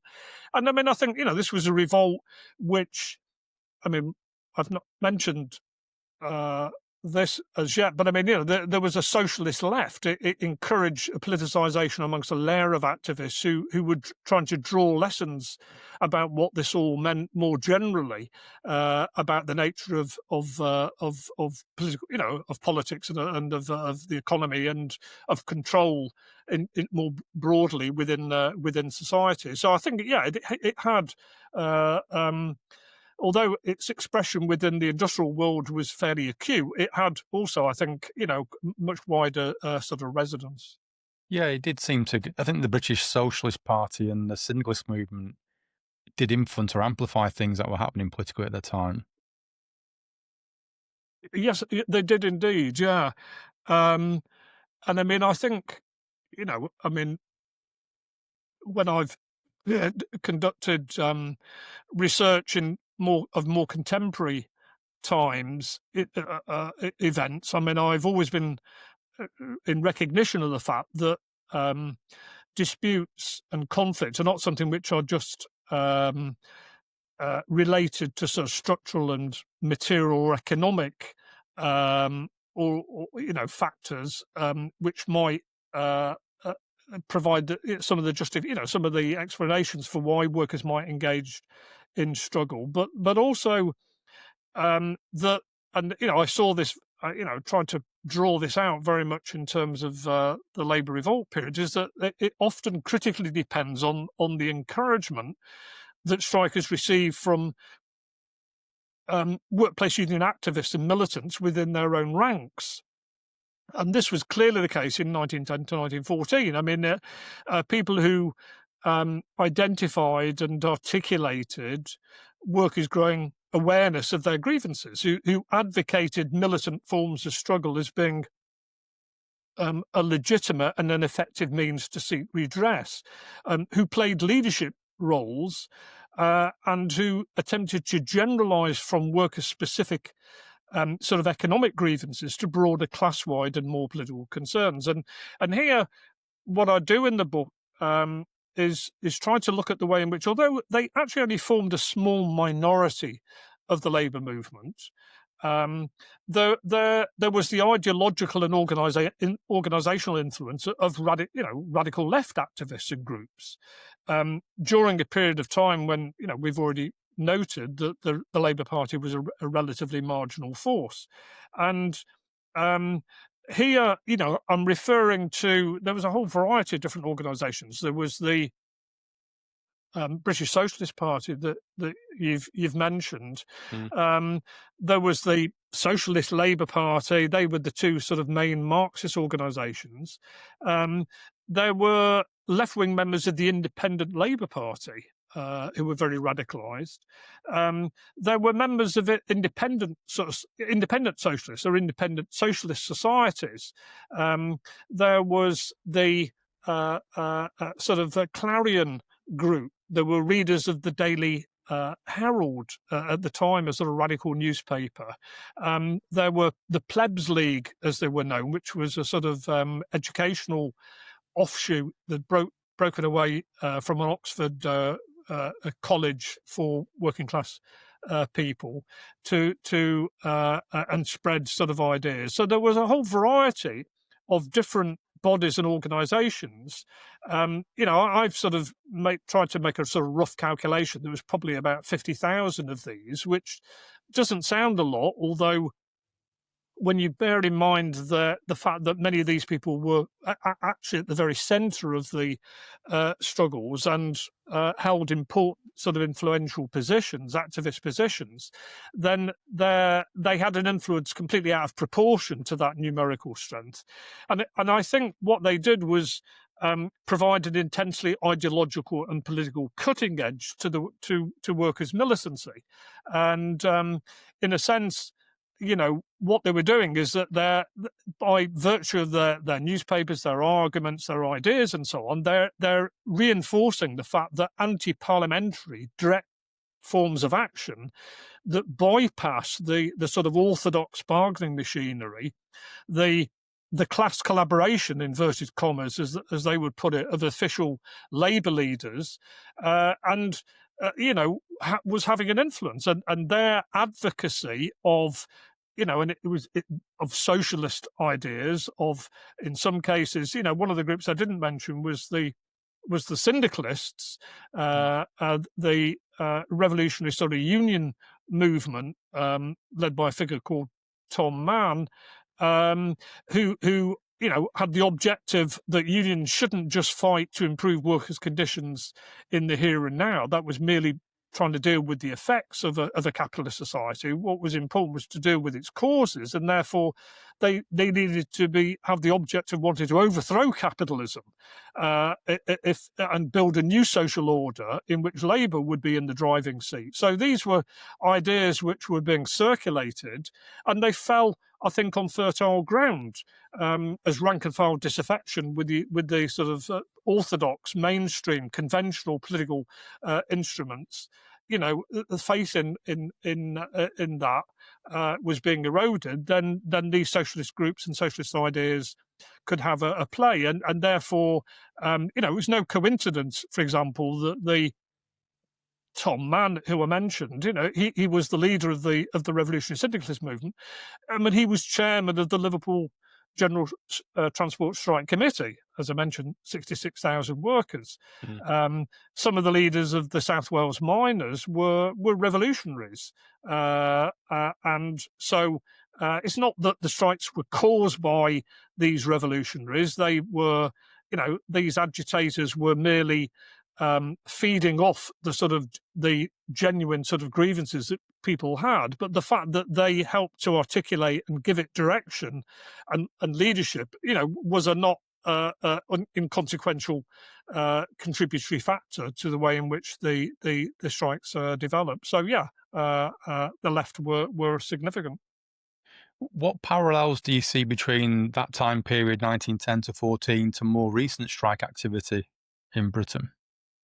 Well, obviously the 2022-23 strike wave was the most recent comparable event. But of course, before listeners start laughing out loud at that, of course, the difference between the two is massive. Yeah. I mean, by the way, there have been other historical strike waves. I've mentioned the late 1880s, and there was the 1910 to 1914. Of course, at the end of the First World War, between sort of 1919 to 1921, there was an even greater strike wave than 1910 to 1914, and probably even more political. I mean, that occurred against the, broader international events which enthused, the environment, as it were. And then, of course, there was the strike wave of 1968 to 1974, which we started out with in terms of the miners and the dockers and so on. The strike wave of 2022 to 23 really doesn't compare with any of these. It was considerably lower level scale in terms of the numbers of workers that took action, its breadth, its politicisation, and so on. Having said all of that, I mean, I think it is important to say that the strike wave of a couple of years ago was very important because, of course, it broke the cycle of many years of historically low strike levels. And I think it challenged the sort of commonly held notion that within a sort of transformed world of work and employment relations of the 21st century, trade unionism had really become increasingly outdated. It was ineffectual to have any real impact on the employment relationship. Strikes were a thing of the past and had proven to be counterproductive and to fail. This was the sort of narrative that for 30 or 40 years had become predominant. Look what happened to the miners in 1984 and 5 when they went on strike. They were smashed. They lost at a terrible price. You don't want that to happen, and so on. And I think that was a predominant sort of narrative and was reflected in the low level of strikes for many, many years. And it was reflected, I've got to say, in the way in which industrial relations has often been studied, as if pay and working conditions are somehow sort of, steadily become individualized, disconnected from the collective dimensions of work. That it's almost as if they're, employers and large swathes of policymakers ignore the question of conflict. They ignore the reality of the negative impact of work intensification and government austerity measures and the containment of wages and so on. And there's a sort of inability to recognise that conflict actually is an integral part of the day-to-day nature of work, even though it may not always be expressed in such graphic terms as strike. So I think, lo and behold, after 30, 40 years of decline and retreat for the trade union movement and extremely low levels of strike action, all of a sudden trade unions, strikes, picket lines came to the very fore of Britain's political life in a way that, was a very important development. It was on the news every day, what was happening here. I think it was a very important period. I don't want to over-exaggerate it, but I mean, there were similarities, obviously, because clearly this was a strike wave triggered by, by pay, the sustained squeeze on pay, and the intransigence of the government in imposing pay deals that were lower than the rate of inflation, and further weakening the historical falling level of pay. But also it was triggered, I think, by much, again, like in 1910 to 1914, an accumulation of other more broader grievances. In the case more recently, over years and years of government funding cutbacks, of work intensification, of stress, of burnout, the cut in the number of jobs, of more flexible working conditions, of pensions, and so on and so forth. So, this was important, and I think it did have a more broader political edge as well, because obviously many of the strikes, not exclusively, were in the public sector, and not unsurprisingly, because government was holding the purse strings. The government had introduced many of the concerns that strikers had in terms of financialisation, marketisation, rampant sort of managerialism and so on. So there was a generalised political dynamic at stake there. And when I went on one or two of the demonstrations in Manchester, on strike days where, you saw the junior doctors marching down Oxford Road being met by civil servants, by teachers, and by other workers, and all, seeing themselves as fighting the same battle, referring to the government and the attacks on public sector workers and pay and so on, and seeing themselves as part of a broader movement. So, nothing on the level of 1910 to 1914, but certainly with similar sort of attributes within it. And I, now we're here. I mean, I just say, on the 22-23 strike wave, I thought there were some watershed moments and sort of features, if you like, because I mean, the involvement of nurses, the Royal College of Nursing, it was their first strike in their 125-year history, alongside junior doctors, who, by the way, are maybe listeners will have seen that yesterday they voted in favour of even more strikes. They voted in favour of a ballot. They've had a ballot and they voted in favour of strikes. These were groups of workers who'd never been on strike before, participating in their many thousands, and underlining, I think, the break from merely operating within a sort of professional association framework to act in a more similar fashion to other trade unions. And the way in which unions were able to win a remarkable set of ballot victories, I think, was also quite, remarkable. I mean, the Conservatives' ballot threshold legislative limit was beaten, by massive majorities, achieving well over the 50% participation rate. And in often, ballots were being won by 70, 80, even 90% majority. And sometimes, in the case of the RMT, the Railway Workers Union, I mean, they were having 3 or even 4 ballots, on the same dispute and still winning massive majorities. So, I think this was quite important. And I think what that strike wave has done, similar to 1910 to 1914, it is to bring into action not only new groups of workers, but also younger workers. It's encouraged union membership, and it's have some effect on the types of activism that's taking place. I mean, having said that, of course, we've not really had any national strikes for a couple of years now, although they're known as resident doctors, aren't they now, rather than junior doctors, may take strike action. And of course, the UCU across the university sector and the FE college sector are also balloting for strike. So we'll see what happens here.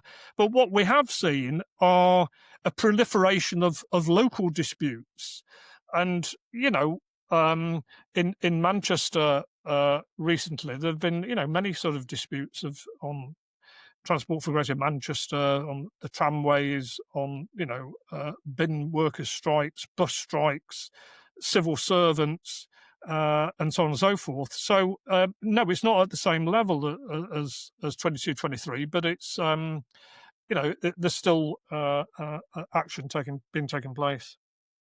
Just quickly going back to that cyclical nature of industrial relations, your research heavily focuses on Marxism and the sociological theories of class struggle. How do those theories kind of help us understand that cyclical nature of industrial conflict? Yeah, that's a difficult question, I think, because I'm not too enamoured with sort of theories of cyclical periods of conflict. I mean, there have been a number of, very interesting attempts to do this by various theorists. And I think they all, in my own view, they always tend to fall down on, the way in which one can see there are specific circumstances and exceptions and differences between them. I mean, I think what's undoubtedly true is that there are cycles of contention, should we say, cycles of mass strikes. There are certainly those that take place, but I mean, trying to draw out exactly but they the interval between them can differ quite considerably. So it's not easy to draw a simplified pattern as to, are they generational, are they in that sense. Nor, I think, can we make any easily discernible or sustainable, robust sort of explanations based on sort of the economic or political context, because one can, and not, beyond Britain, if you look internationally to various other parts of the world, one can see in which obviously the economic context can be of profound significance as to whether strikes take place, but it's not a sort of unilinear direction, so that yes, strikes in the case of 1910 to 1914 occurred at a period of time when the economy came out of a 3 or 4 year dip of recession and higher growing levels of unemployment. And from 1910 onwards, there was a sort of renewed economic form of activity and opening up of new of industries and booming sort of industry. And what's probably one of the reasons why the seafarers, the dockers, felt able to take action, because it was a buoyant sort of labour market and had some sort of strategic influence. So one can see how the economic, and if you're a Marxist, as I am, then the nature of capitalism and its propensity towards crises of an economic kind is obviously of real significance. One can see in which that can be a major contributory factor. But having said that, one can also see the way in which it can work the other way around, so that even in a period of what appears to be recession, workers can explode into, more difficult times for a company or an industry. Workers can rebel against that. So although they may not think it's booming, the sense of disenchantment and disaffection is of such a kind that revolts can take place. So economic factors are, a potentially very important contributory factor, but exactly the way in which that works out is difficult to make simplified, generalizable explanations of, and likewise, I think with political context, because political factors can be an influential factor, inspiring, or if one thinks of, dare I say, the authoritarian turn in America with Donald Trump and so on, one might argue, well, that political sort of influence has dimmed, has suffocated sort of resistance, and people feel fearful towards it, and therefore are very wary of putting their head above the precipice in such a climate. And yet, just was it last weekend, the weekend before, we saw literally hundreds of thousands of people taken to the streets after, less than a year in office, demonstrating against the political nature of what's taking place. So, Marxism, I think, is very important in terms of trying to have a sort of political economy of industrial relations, which recognises the way in which workers, the workplace is not some sort of, it can't really be understood and explained merely in a microscopic form. One has to contextualize it within the broader political economy of a capitalist society, and the imperatives towards accumulation and profit and so on, or efficiency gains, within the public sector, that drive employer practices towards control and towards pay restraint, and so on, and to therefore see the thing in totality, to see that conflict, although, as I mentioned earlier, not always vividly vivid to the eye, as it were, nonetheless is always inherent in the nature of employment relationship, which is always exploitative, because employers are always looking to advance their interests of ultimately making profit or efficiencies, but that as a consequence then controlling labour, directing the degree of discretion and so on and so forth, restricting pay, whereas workers have got interests in terms of improving pay, improving conditions, and having greater voice and control over the way in which their lives are run, and also the ways in which the organisation operates. So there's an inherent tension, there that forms. And I think what Marxism does in recognising that this is something which takes place not just within an individual workplace, but across the whole economy, and therefore individual struggles are part of a broader class struggle against of which workers form a distinct social layer. Of course, there are considerable differences between individual groups, but have a common interest by virtue of the fact that their labour power is not is being exploited, as opposed to employers and others at the top of society, a sort of capitalist class, as Marx described them, who have completely different sort of interests, and one can see therefore it's part of a broader broader picture. And in terms of Marxist analysis, I think it helps to understand this and the nature of conflict.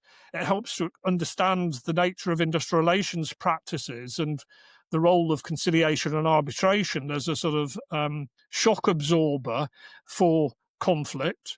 It helps explain the rise of trade union officialdom and the sort of tensions that exist within trade unions as well, I think, and the way in which trade unions are sort of contradictory institutions. On the one hand, they're an organisational expression of the fact that workers are exploited and they need some defence of a collective organisational kind, but that they, in limiting themselves, and what unions do is obviously in taking up workers' issues, provide a form of resistance, of opposition to managers, to employers, to a greater or lesser degree, and obviously strikes, in a more extreme fashion.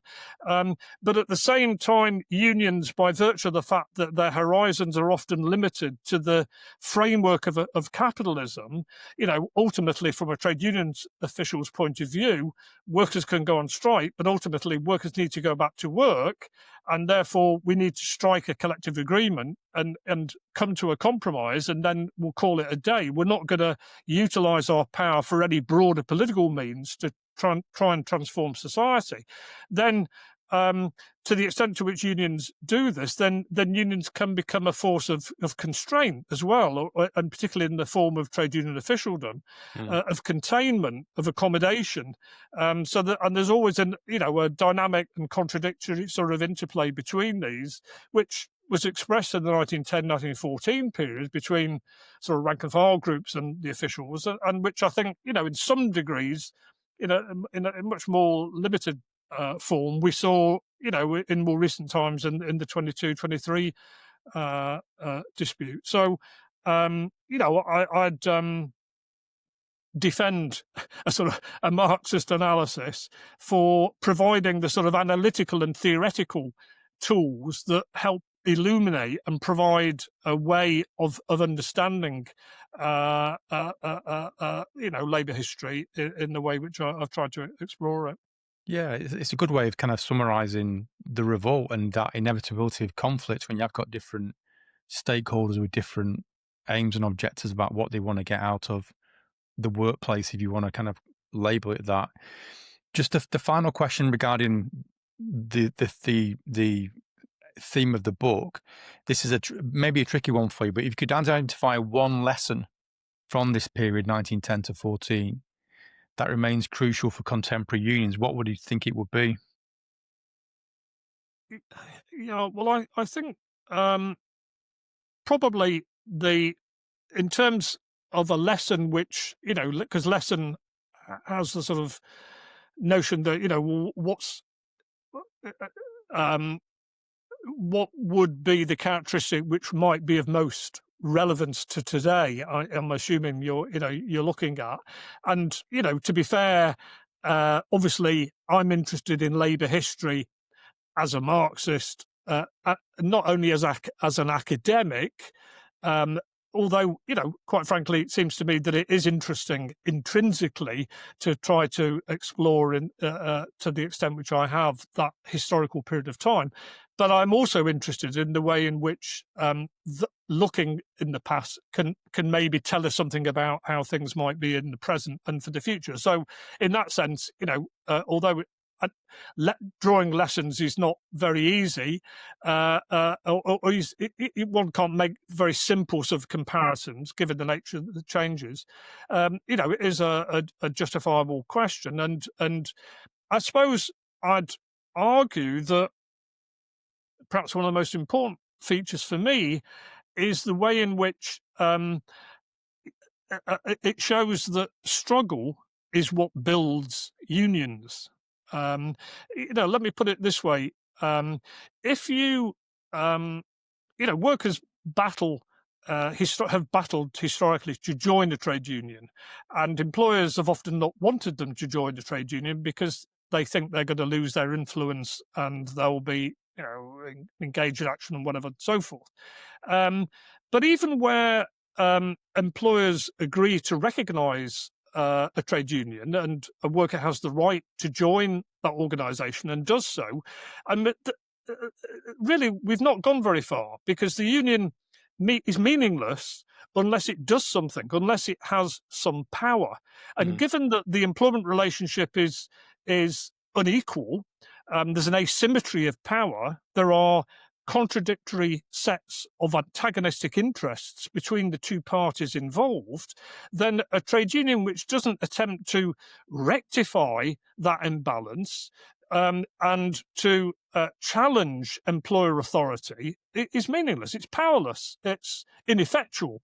A union only has any relevance if it can really shift that balance, and that would mean usually it means utilising the power of the collective against the employer through power of argument, but also sometimes through using sanctions. Ultimately, as we've seen through strike activity, to win better conditions and gain greater control over the workplace. Well, it seems to me, in terms of the question you've asked, I'd argue one of the key lessons is the way in which it was the strike wave which really helped to win hundreds of thousands of new workers to trade unionism. And this had occurred in the earlier strike wave, and it's occurred subsequently in others. But I think what you saw is the way there was, and I describe it in the book as a sort of virtuous circle of effectiveness and membership, so that as the scale of strike activity increased and the win rate increased, in other words, people are winning better pay and conditions and rights to union organisation and so on, then the bargaining coverage sort of grew. More workers saw trade unions as being effective and joined them, and that in turn enabled more more strikes to take place and so on. So in other words, there was a sort of reciprocal relationship between strike mobilisation and building union membership and organisation. And, I'm drawn to the fact that, 25 years ago now, I think, I did quite a bit of study looking at the RMT union on the London Underground and the railways. And it's one of the things which seemed apparent to me about what they did, which of course, they had industrial and still do industrial leverage to operate, but they effectively used strike mobilisation, rather than in the way that many other unions up until 22 had the view that, we don't need strikes are not going to win, workers aren't willing to go on strike and so on and so forth. The RMT were unashamedly happy to use strike action, and defied the government and the press who condemned them and so on, and said, well, no, this is the only way we're going to get what we deserve.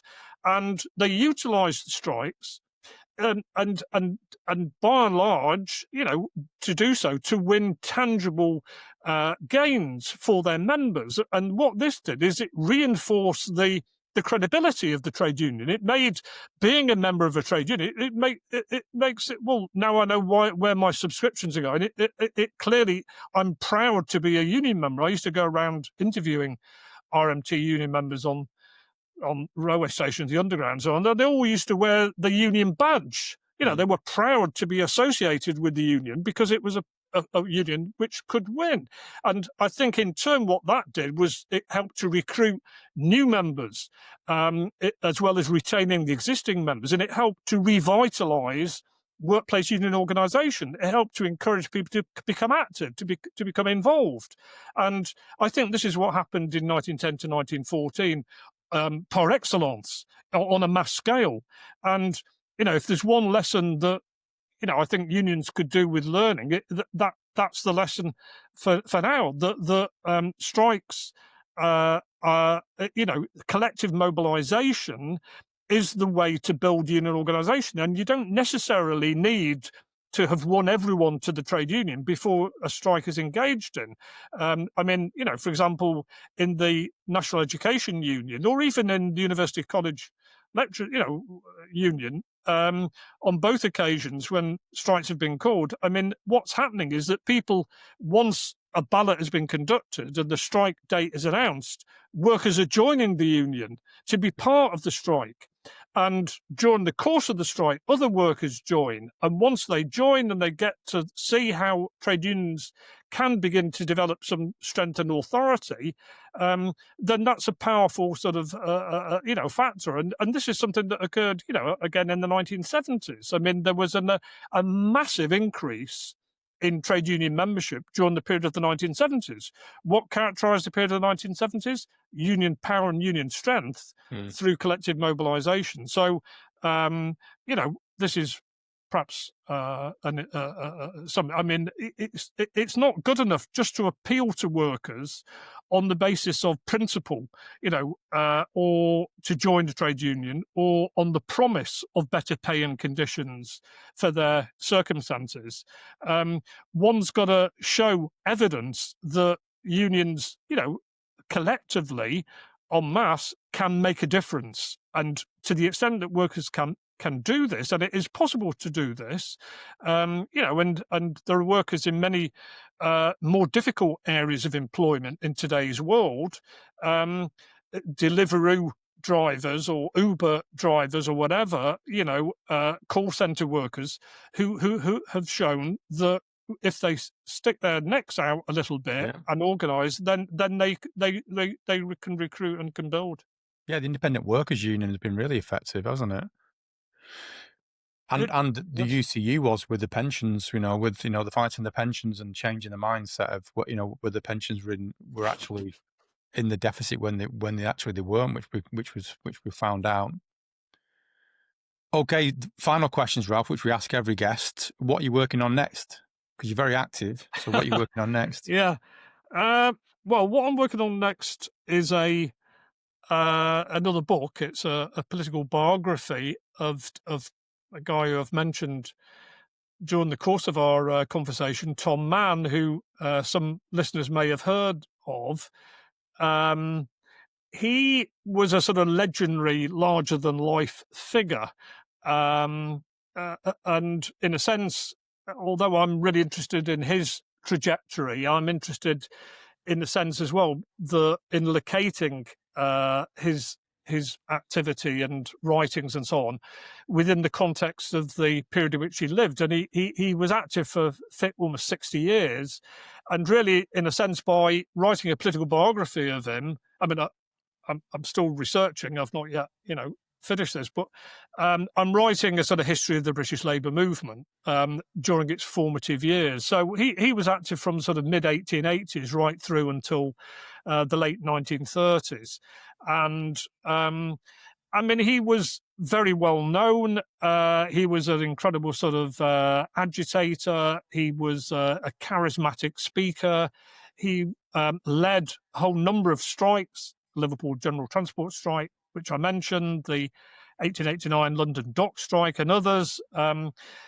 He was an organiser. He was a prolific writer. He wrote a number of many different pamphlets. He wrote for different periodicals and newspapers and magazines throughout his life, and so on. He was a member of numerous different organisations. On the trade union front, he was became the president of the newly formed Dockers Union during the New Unionist phase. He helped set up a workers' union, as it was known, which ultimately merged with the engineering union. He was elected the general secretary of the amalgamated engineering union. He was the and was a labour organiser for different unions throughout his life. He was an official for the National Seamen's Union. He was involved with the Transport Workers Federation, and so on. On the political front, he travelled. Obviously, he was a radical. He was a member of the first British Marxist organisation, the Social Democratic Federation, and he became a syndicalist, sort of belief in revolutionary unionism through struggle through workers. But ultimately, he returned more to a sort of socialist phase and became a sort of founding member of the Communist Party of Great Britain, and spent the last 20 years of his life in that sort of organisation. So for me, he's a fascinating sort of individual on which many people have comment. When you read Labour accounts, his name figures. What I want to do is write a really sort of in-depth, hopefully fairly definitive and probably very lengthy study to draw out. And obviously I'm interested in looking at similar themes to those that I've looked at in the past, in terms of what's the relationship between trade unionism and socialist politics. What's the relationship between rank and file and union officialdom? And one of the interesting things with Mann is that although he was an advocate of revolt from below and militancy and revolution and so on, actually for a good number of years of his life, he was a full-time union official. He was a paid official. So I'm interested in exploring the tensions between that. So that's what I'm working on. Well, hopefully you'll come back and maybe talk about Thomas Mann then when the book's published. I'm not sure this question dovetails or not. So the final question we ask is, we ask each guest to choose one person who you believe has influenced the world of work. Who would that person be and why? Yeah, well, that's a sort of difficult. I hate these questions where you have to give one answer. It's a difficult question. I mean, it depends which way you look at it, isn't it? I mean, Taylor, and Taylorism. You'll be familiar. I'm sure listeners will be familiar with Taylor as sort of maximisation, sort of breaking down of jobs and discrete tasks and so on as a means of work organisation. Yeah. It seems to me Taylor. I mean, of course, I didn't agree with Taylorism, and he was a real right wing, vociferous sort of individual. But he had a profound, a very profound impact on 20th century organisation of work, and to some extent still does, because when you go into a McDonald's restaurant or whatever, it's built on those sorts of principles. I mean, Thatcher, clearly had a profound influence on the world of work, and love her or loathe her, and obviously it was the latter in my case. She nonetheless, had a very, very powerful influence in terms of the accelerating the onset of neoliberalism, of cowering the trade unions through her legislative means and opening the door for employers to reassert authority and so on. So she'd be up there. I'm not going to choose either of those figures. The Webbs, well, again, I differ. Politically, they were Fabians. They were sort of social reformers.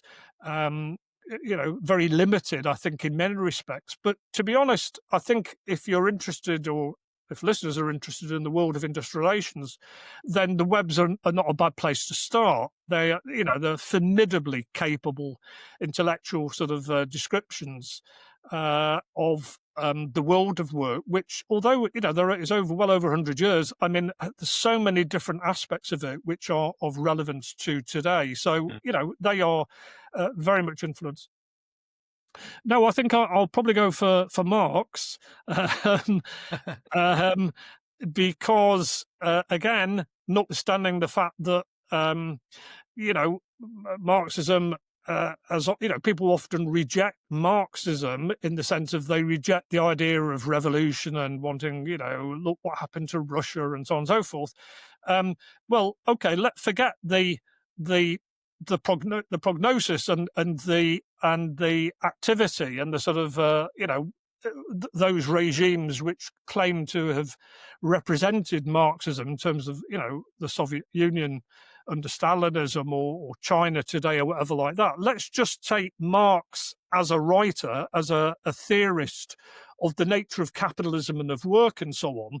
Then I would argue that stands right up there at the very top. And, if you want an early introduction to that, get a copy of Wage, Labour and Capital or the Communist Manifesto. They're both very short, very brief, but they capture the nature of work and industrial relations in ways which I think do resonate, whether you're looking back in time at more recent times or you're looking towards a Deliveroo driver and the nature of their work and so on. It tells us something which is of relevance there.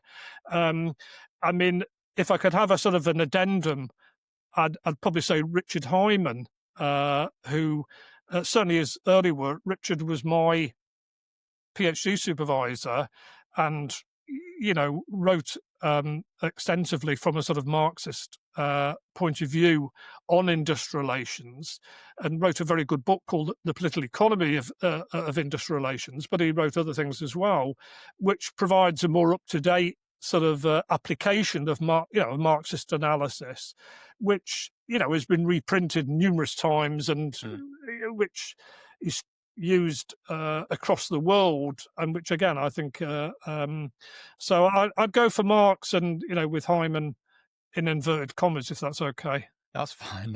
It's a bit of a naughty question, really, because like you pointed out, there are some, whether you think they are or not, some kind of heroes and villains in the world of work, I suppose. Yeah, So it's a bit of a naughty question, that. Yeah.